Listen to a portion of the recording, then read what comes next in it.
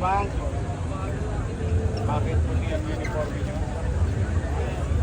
Ano ang ibig ko sabihin doon? Malinis. Alam niyo, maganda.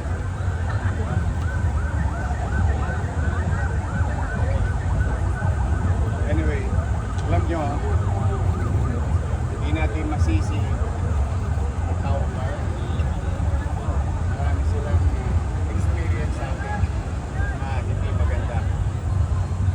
Ang taong bayan din, iba-iba. May marunong sumunod, may nalito, o meron talagang feeling anak pinagsala. Ayaw mauna. Kahit na mali, ayaw mauna. Tawag natin doon. May hard loser, yung naligaw, nalito, o meron naman talagang walang kasalanan na biktima. Ngayon, how can we cure? Ano natin mababago ang impresyon ng tao? Maramdam natin ngayon na ang MTPB hanggang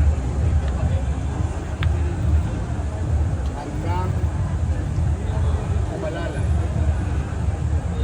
Ito yung pagbabangon natin ng ating puri bilang ahensya. Ang uniforme ko'y maputi, malinis, pati ang aking puti.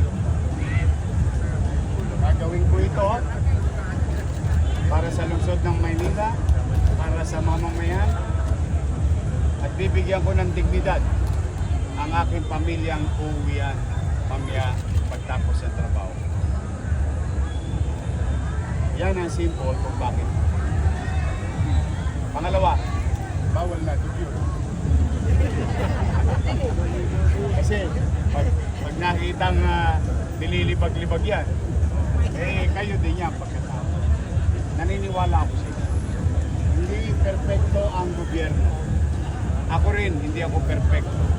Si Director Biyahe, hindi rin perfecto. Lahat kami, lahat tayo hindi perfecto. But at the very least, gawin nating mainam at epesyente na naglilingkod sa akin. Okay? Wala naman kayong dinadala sa akin. Tama ba? Pero ba kayong lingguhan dinadala sa akin? Wala po.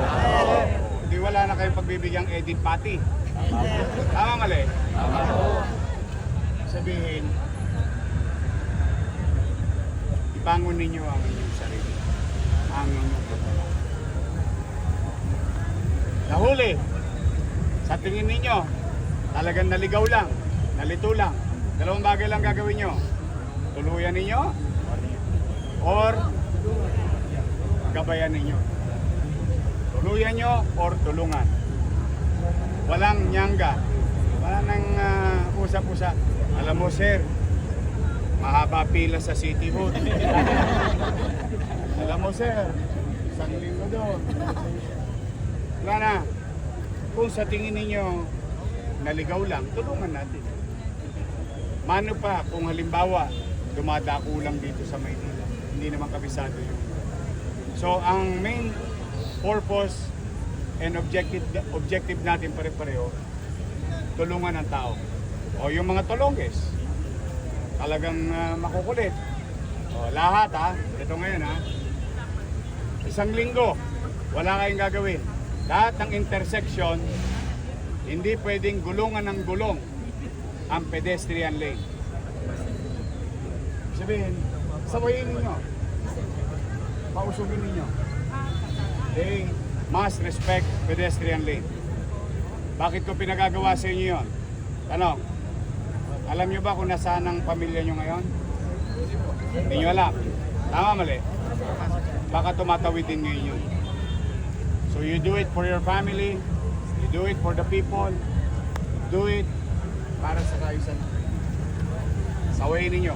Basta pag pumasok sila sa Maynila, from Vito Cruz, R. Papa, R10, Juan Luna, Maceda, sa Sementeryo, Espanya, Boulevard, Calentong,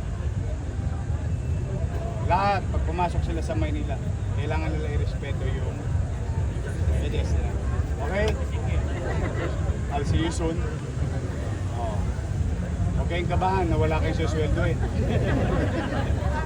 Huwag mag-alala, hindi nag-iisa. Okay, totoo yung sinabi ko kanina, but gagawa tayo ng paraan.